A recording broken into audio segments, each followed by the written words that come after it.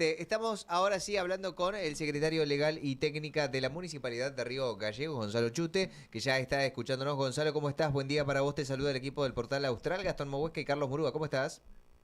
¿Cómo andan? ¿Todo bien? Muy bien. ¿Usted nos escucha bien? A ver. Perfecto, los escucho. ¿Ustedes Bien. me escuchan? Sí, perfecto. Ahí te tomamos de 10, ¿eh? Bueno, muy bien, Gonzalo, en primer lugar, consultarte acerca de si pudiste dialogar con quienes van a representar un poco esta cuestión que llevan adelante la comisión del PJ aquí en Caleta Olivia, los ganadores, ¿no? Del triunfo.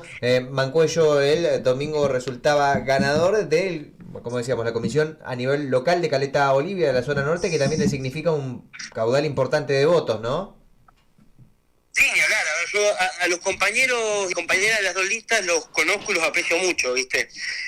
Realmente está bueno cuando hay una interna partidaria que se hace democráticamente, por supuesto. Entiendo que es algo necesario en esta instancia que atraviesa el peronismo de Santa Cruz, como lo he dicho en reiteradas oportunidades. Y nada, obviamente el mayor de los éxitos y vamos a trabajar en conjunto con todos los sectores, por supuesto, ¿no? A mí ahora me toca justamente la vicepresidencia tercera provincial, ¿no? Del partido que está encabezado por Pablo, y obviamente vamos a trabajar con cada uno de los sectores y nada, realmente muy contento de cómo se desarrolló la jornada y que hayan podido participar democráticamente todos los sectores, ¿no? Entendiendo, como dije, que yo tengo afinidad en este caso de Caleta con los dos, ¿no? Bien. En particular. Bien. En este caso, digo, en este reordenamiento que hay de ciertas autoridades y demás, de algunas cuestiones también de cara a encolumnarse de cara a lo que son las próximas elecciones 2027. Contanos un poco la mirada que tenés a nivel provincial de lo que está pasando políticamente. Ahora vamos a entrar y a profundizar particularmente en cada detalle, digo, pero ¿cómo ves la cuestión política cuando hacen recorridas y demás? Mira, sé que hoy uno de los temas que vamos a hablar es justamente ese intento compulsivo de jubilar jueces, ¿no? del Ejecutivo Provincial. Y lo que me da bronca es justamente, entiendo que hoy en la política tendríamos que estar hablando de otros temas, ¿no? Otros temas, porque la situación de Santa Cruz es calamitosa. La situación de nuestros vecinos es calamitosa y es lo que uno ve en toda la provincia. Cuando vemos que estamos en récord histórico de desempleo, récord de pobreza, en fin, récord obviamente en mora también ahora, ¿no? En mora de entidades financieras, Santa Cruz es una de las provincias que lamentablemente pica en punta. Una crisis de producción y de empleo tremenda. Cuando uno ve que en la construcción, por ejemplo, pasamos de tener 6.000 puestos de trabajo provinciales en diciembre de 23 y hoy nos llegan a 2.000. Más allá de lo que el gobernador diga de una supuesta reactivación que no se ve en ningún lado porque estamos en piso histórico. En fin, esos son los problemas reales de la gente y entiendo que el peronismo tiene que darse una agenda para esos problemas, ¿no? Pero lamentablemente tenemos un poder ejecutivo que no ve lo mismo, que está ciego, que está sordo, que pese a la derrota electoral del año pasado, continúa con estos intentos dictatoriales y estos delirios de dictador que tiene el gobernador Vidal, por hay que decirlo así, totalmente inconstitucionales. Pero creo que más allá de manifestar nuestras posturas en estos temas que son importantísimos, porque hablan también del futuro de la provincia, de la credibilidad de la provincia, no podemos perder el eje de los problemas que dije antes, ¿no? De qué vamos a hacer cuando sin ninguna duda ganemos en 2027 con este muerto que nos están dejando Vidal y Milei, ¿no? Gonzalo, bueno, hablábamos recién de lo que pasa en la provincia de Santa Cruz. Vos hiciste, bueno, no un paneo general de la situación que estaba pasando en la provincia, pero bueno, las últimas declaraciones del gobernador parecen que apuntan, digamos, a mostrarse como o antagonizar con el kirchnerismo o con el peronismo, ¿sí? Mostrarse el candidato, digamos, cercano a los votos libertarios o al espacio de derecha, podemos decir, en la provincia de Santa Cruz. Pero y también por el otro lado estas cuestiones que vos planteas, dijiste directamente anticonstitucional. ¿Le querés explicar un poquito a la gente qué fue lo que pasó el último fin de semana? También la noticia que se conoció primero como una novedad y digamos queriéndolo pasar por de lado en algunos medios de comunicación como diciendo esta es una situación ya terminada, se jubilaron las juezas, empecemos a hablar de quiénes las van a reemplazar. ¿Querés contar un poquitito a la gente y por qué también esto, más allá de que hay otras preocupaciones, por qué también es importante? Y es importante porque el Poder Judicial es nada más y nada menos que el garante de la vida, la libertad y la propiedad de todos los ciudadanos, ¿no? El Poder Judicial santacruceño, como lo he dicho muchas veces, funciona mal. Es una realidad, como casi todos los poderes judiciales de la República Argentina. ¿Pero mal en qué sentido? Mal en falta de juzgados, mal en falta de recursos, mal en falta de actualización de normas procesales, para que todos tengamos derecho a defendernos y también a reclamar y tener una respuesta rápida de la justicia, una respuesta rápida y justa, por supuesto, no con ese valor tan importante que es la justicia que se desvirtúa tanto en un montón de oportunidades. Y ninguna de las medidas que toma el gobernador, porque esta no es una medida aislada, no es un proceso que viene desde 2023, digamos, de su misma asunción a la gobernación, ninguna de las medidas que ha tomado ayuda a mejorar el servicio de justicia. Al contrario, lo resiente más, porque lo que vemos es un intento, como dije antes, dictatorial, totalitario, de tener una justicia dicta que lo proteja a él y que persiga a sus opositores, ¿no? ¿Qué garantía puede tener cualquier vecino santacruceño de obtener justicia cuando vemos que al gobernador se le canta hacer cosas y si ni un juez del Tribunal Superior puede defenderse, cómo se va a poder defender un vecino? Ante una justicia adicta y una justicia justamente que es lo que está construyendo él. Pero las cosas hay que contextualizarlas, ¿no? Como dije antes. Apenas asumió Vidal, promovió un juicio político contra la doctora Paula Ludeña y contra el fiscal Sedán, ahí de Caleta Olivia, justamente, por la causa que él lo involucraba. Recuerden que el gobernador estuvo imputado por homicidio, en el caso de Reinaldo Vargas. Sí. Se ve que no le gustó, y justamente con Hernán Custich, que es su abogado personal y además vocal de la Caja de Servicios Sociales, promovió un juicio político contra la doctora Ludeña, que en ese momento quedó en la nada. Pasa. ¿Y por qué específicamente contra Ludueña, Gonzalo? Es que ese fue el primero, fue Ludeña por la causa que le involucró a él, diciendo que no se había movido lo suficiente porque él había estado imputado por homicidio. Bueno, vimos los allanamientos, vimos todo, ¿no? Punto uno. Después contra la doctora Fernández no recuerdo por qué. Fue archivo. Esos dos fueron archivos, esos dos juicios políticos. Luego juicio político contra el doctor Basanta, que llegó justamente hasta la instancia del juzgamiento, fue finalmente sobreseído por la Cámara de Diputados. En el medio amplió el Tribunal Superior de Justicia para poner 4 vocales en un proceso como mínimo desprolijo. Pero bueno, ya logró su mayoría absoluta en el Tribunal Superior. Acto seguido promueve un nuevo juicio político contra los 4 vocales del viejo, digamos, ¿no? Sí. Incluyendo a Mariani, que se ha manifestado bastante cercano al gobernador últimamente, ¿no? Es archivado ese juicio político, lo trata la sala acusadora y según trascendió en distintos medios, este último juicio político contra los 4 fue mandado a archivo por 9 votos contra 2 y una abstención. ¿Qué quiere decir eso? Que el mismo bloque SER dijo, che, esperá, pará un poco, chabón, ¿qué está pasando? Ya es capricho. Los mismos diputados entendieron eso y por eso votaron en contra de la acusación. Y al día siguiente de ese rechazo, de ese archivo del juicio político nuevo, es que sale esta cuestión de que jubilan de oficio básicamente a las juezas en contra de lo establecido en el artículo 128 de la Constitución Provincial, que es el que establece claramente, igual que en toda la República Argentina, que los jueces duran en su cargo solo por su buena conducta y que no pueden ser removidos salvo por juicio político. O sea, es como, a veces Vidal parece un nene que no le gusta perder y cambia las reglas del juego según lo que él le quiere convenir.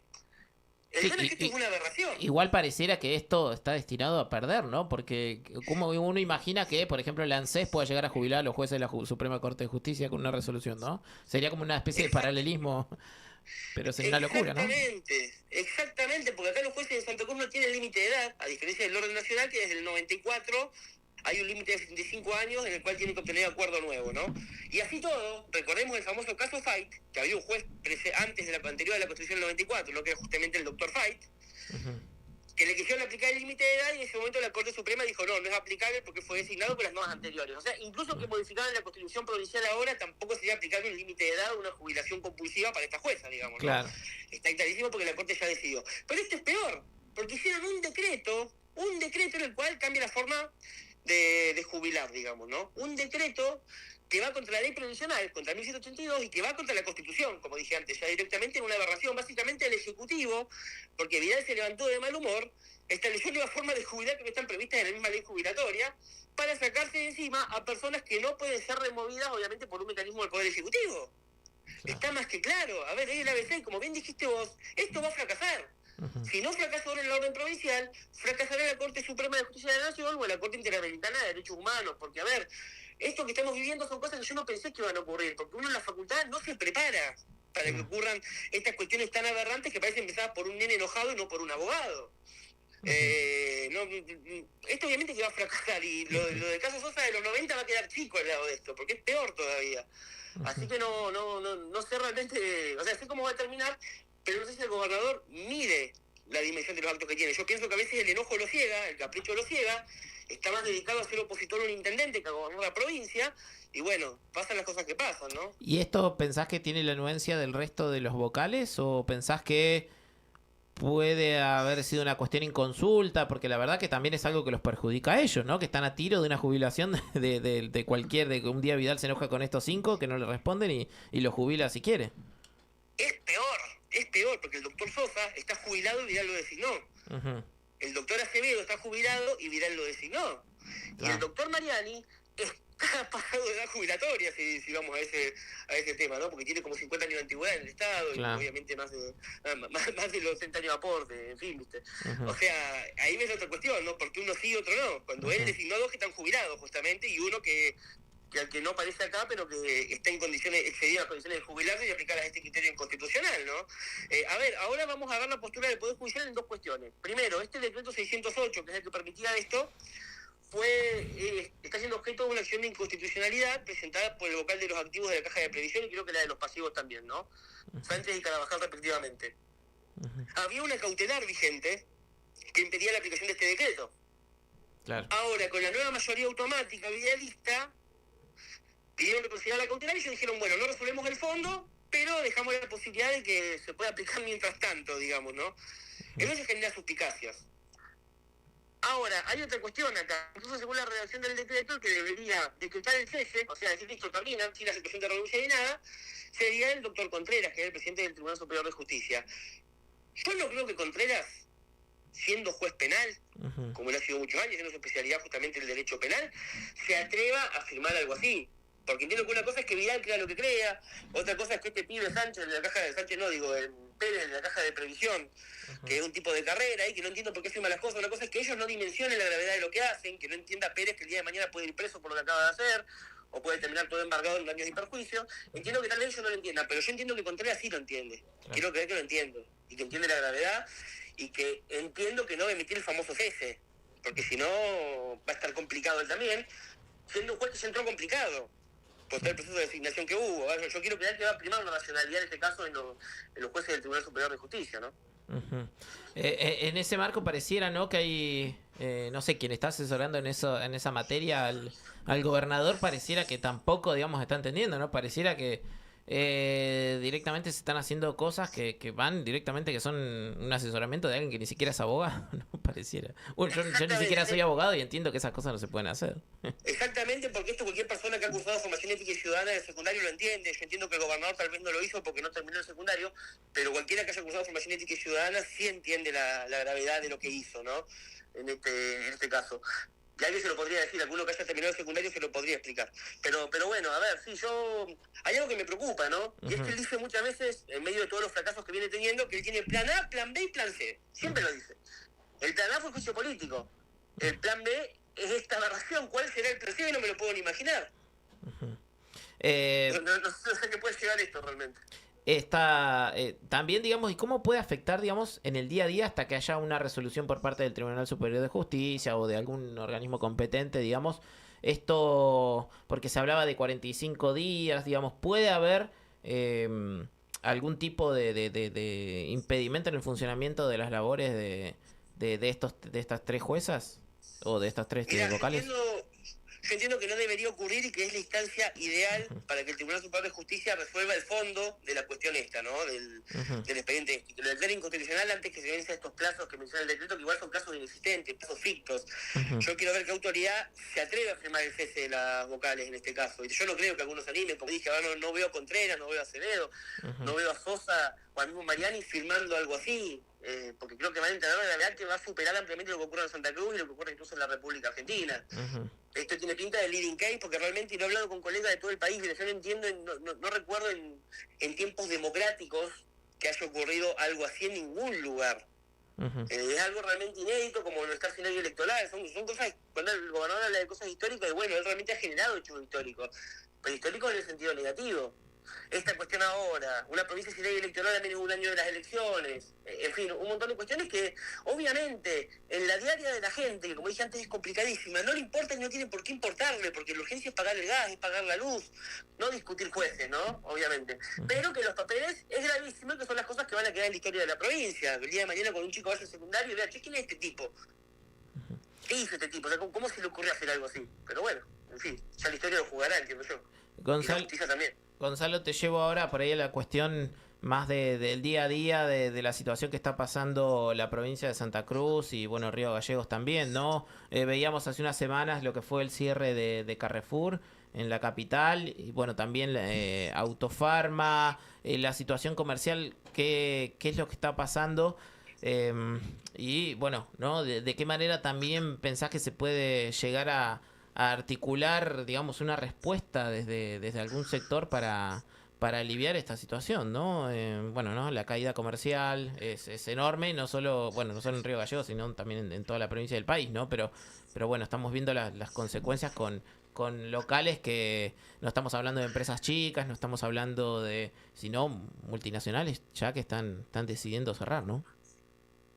Mira, eso es un poco lo que decía antes, ¿no? Hay una situación calamitosa que está a nivel nacional, es real, pero que Santa Cruz se ha amplificado más. Porque si uno ve el empleo que cayó en todo el país, pero en Santa Cruz cayó más. Si uno ve el endeudamiento de las familias impagable, creció en todo el país, pero en Santa Cruz creció más. Incluso comparado con las provincias de alrededor. O sea, yo entiendo que la mala praxis de Milei, indudablemente, con este proyecto destructor de la República Argentina y vende patria, se ha hablado expresamente cada uno de estos proyectos y que ni siquiera pudo negociar bien las condiciones con Milei, ¿no? Porque se fue YPF y entraron empresas que no absorbieron, ni más, no solo lo absorbieron, sino que siguen echando gente. Lo sabemos todo y eso no te lo tienen clarísimo ustedes, ¿no? Porque lo viven en el día a día. La represa iba a activar, hizo como 10 años la represa no activa nunca, en zona sur. En fin, hay un montón de cuestiones que yo entiendo que necesariamente, como dije antes, el peronismo se tiene que dar una respuesta al otro problema, porque hablamos del desempleo, pero tenemos otro problema en Santa Cruz que es el sobreempleo. ¿A qué me refiero con el sobreempleo? Me refiero a las personas que, como su sueldo no alcanza, tienen que agarrar una changuita para completar ese ingreso, ¿no? En Gallegos en particular lo vemos con el Uber, por ejemplo, ¿no? Con el fenómeno de Uber y la transporte por plataforma. Entiendo que el resto de Santa Cruz aún no llegó, pero inevitablemente va a llegar, porque la tendencia mundial es esa. Gente que no solo no le alcanza con su trabajo, sino que tiene que dar otros trabajos en peores condiciones, trabajos precarizados, o emprendimientos que en realidad no son emprendimientos, ¿no? No es que lo hacen para ser empresarios, sino simplemente para poder pagar las facturas. Y termina habiendo justamente un problema muy grande en ese sentido, de desempleo y de sobreempleo, por otro lado, pero sobreempleo de mala calidad, digamos, ¿no? De pluriempleo de mala calidad. Necesariamente estas cuestiones tienen que solucionarse con connivencia del gobierno nacional. Ojalá que sea obviamente con un gobierno nuestro, pero entiendo que también a este gobierno se le pueden poner condiciones, sin ser oficialista justamente. Ahora, si Garrido le presta la mano a un diputado todo el tiempo, y el oficialista que me explique qué beneficio tuvo para Santa Cruz este acompañamiento del gobierno nacional, por lo menos negociar algo más, negociar una reactivación de obra pública, negociar condiciones favorables justamente para el desarrollo de proyectos mineros o proyectos petroleros en Santa Cruz. En fin, hay un montón de cuestiones que se podrían trabajar y que tienen que ser justamente parte del plan de gobierno que vamos a estar desarrollando desde el Partido Justicialista en esta instancia, ¿no? Un plan de gobierno que además tiene que trascender al PJ, ¿no? Porque ahora creo que después de esta experiencia horripilante de Vidal, creo que muchos partidos políticos hemos entendido que tenemos que hacer una agenda conjunta, nos querramos o no, porque los problemas terminan siendo peores realmente. Gonzalo, también está, bueno, no, la situación, vos hablabas del plan que tiene que ofrecer el peronismo. Hay también una discusión que se viene sobre la coparticipación, también, que es algo que no es algo de este gobierno, ¿no? Me parece que es algo más bueno, ¿no? De política de Estado. Y también se viene una discusión de la coparticipación y cómo se reparten los recursos provinciales hacia los municipios. Como bien dijiste y diste la tecla, justo es algo que yo quiero aclarar siempre, ¿no? El problema de la mala distribución entre la provincia y los municipios no es culpa de Vidal. Esto viene del año 1983. Es un problema institucional, de la institucionalidad santacruceña, que es que tenemos una provincia en la cual el 90% de los recursos se los queda el Estado provincial y el otro 10% se distribuye entre todos los municipios. ¿Qué genera eso? Municipios que no pueden cumplir sus obligaciones más básicas, ¿no? Por ejemplo, la cuestión de los aportes a la caja de previsión que se está discutiendo tanto, ¿no? Los municipios no pagan desde el año 91 porque no tienen los recursos para hacerlo, y siempre esta cuestión quedó sujeta a la rediscusión de la nueva coparticipación, en donde sí tengamos los municipios los recursos para pagar, ¿no? Que es importante, no es que no paga Gallegos, no paga Caleta, no paga Truncado, no paga Perito, no paga Turbio, no paga 28, no paga Piedrabuena, no paga ningún municipio de Santa Cruz, ¿no?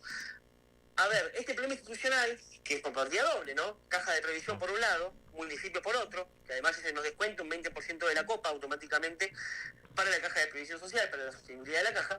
Estos problemas institucionales deben ser solucionados y el gobernador tiene todo el derecho de poder solucionarlos. Ahora, tenés que solucionarlos de forma seria, digamos, ¿no? De forma seria, ordenada y en una mesa de consenso con todos los municipios, ¿no? Es la única forma de encontrar una solución a esta problemática, que en última instancia es la autonomía municipal por un lado, poder ejercer esta autonomía consagrada en el artículo 141 de la Constitución Provincial, y por otro lado, justamente, los recursos para que esta autonomía pueda existir, digamos, ¿no? Nosotros estamos promoviendo, hicimos una marcha muy importante la semana pasada en ese sentido, pero estamos promoviendo justamente que se rediscuta en la ley de coparticipación. Si queremos solucionar la problemática de la deuda de las cajas, solucionémosla, pero en serio, digamos, ¿no? Como debe ser, y con un paquete integral, básicamente. ¿Pensás que, desde algunos sectores salieron a hablar de la posibilidad de que se esté financiando a propósito la caja para después transferir la nación? ¿Pensás que esto es algo posible? Si bien esto ha sido desmentido también por el gobernador varias veces, ¿no? Que dijo que la caja no se toca. Sí, dijo eso el gobernador, pero hace un par de días la ministra del gobierno, Emilser, dijo que si los intendentes querían que la caja pase a nación, que lo digan. Y acá hay una realidad, como dije antes, el problema de la deuda de aportes a la caja de previsión de todos los municipios de Santa Cruz viene desde el año 1991, ¿no? O sea, se lleva 30 y pico de años, digamos, ¿no? Mínimo. Yo nací en cuanto antecedentes del año 89, ya que estaba este problema, ¿no? Así que debe ser anterior, incluso en el 91 hubo una ley de moratoria por la deuda previa. Este problema está desde siempre.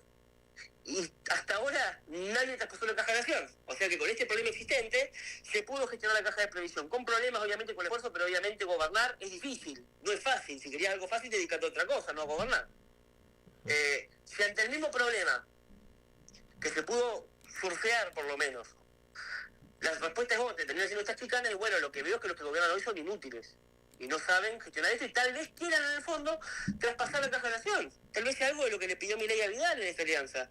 ¿Quién sabe? De hecho, en enero había circulado un proyecto, no sé si recuerdan, un borrador de una ley de emergencia en donde se hablaba justamente de un proceso de cambio en la ley jubilatoria provincial para empezar la armonización.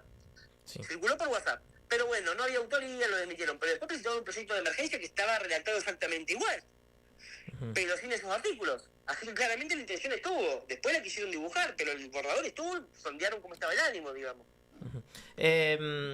No sé si pudiste ver algo de la situación de Fernando Cerimedo. Te llevo por ahí una cuestión nacional e incluso internacional de este personaje, pero sabemos que tiene conexiones con la provincia de Santa Cruz, algo que también ha sido denunciado, ¿no? Digamos, la relación entre el gobierno de la provincia y este personaje que ahora está acusado de intento de asesinato y que tiene conexiones muy cercanas también con el gobierno nacional. Y bueno, justamente fue Ana Delgado en ese momento, mi compañera, mi colega secretaria de gobierno, quien como siempre, con la valentía que la caracteriza, sacó a la luz esta cuestión, ¿no? De que justamente Fernando Cerimedo estaba vinculado con una empresa que había ganado la licitación de seguridad privada en el hospital de Río Gallegos, ¿no? De forma medio rara, además una licitación poco transparente. Y bueno, lo que le pasó a Cerimedo era lógico que en algún momento iba a pasar. Es un tipo que se viene moviendo en el bajo mundo hace muchísimo tiempo, que ha tomado trascendencia. O sea, por eso, bueno, los vínculos con Vidal no los inventamos nosotros, sino que están ahí, están en contratos, en contrataciones públicas, digamos, ¿no? Pero bueno, no me extraña viendo justamente estas maniobras de Vidal o esta forma de hacer política, esta forma de que ir atacando al otro sin dar ninguna respuesta, tiene sentido que tenga este vínculo con Cerimedo, ¿no? Porque son las estrategias que han caracterizado a esta persona, históricamente. Gonzalo, te agradecemos por el contacto. Siempre un gusto hablar con vos. Y si hay un mensaje que quieras dejarle a la gente. No, eso nada más. Lamentablemente nos toca atravesar esta situación catastrófica y calamitosa en todo sentido, institucional, económico, social, pero bueno, yo pienso que el año que viene el sol va a salir para todos y que vamos a tener la provincia que nos merecemos y dejaremos atrás estas páginas vergonzosas de la historia provincial. Gracias, Gonzalo, que tengas buen día, abrazo grande. Gracias a ustedes.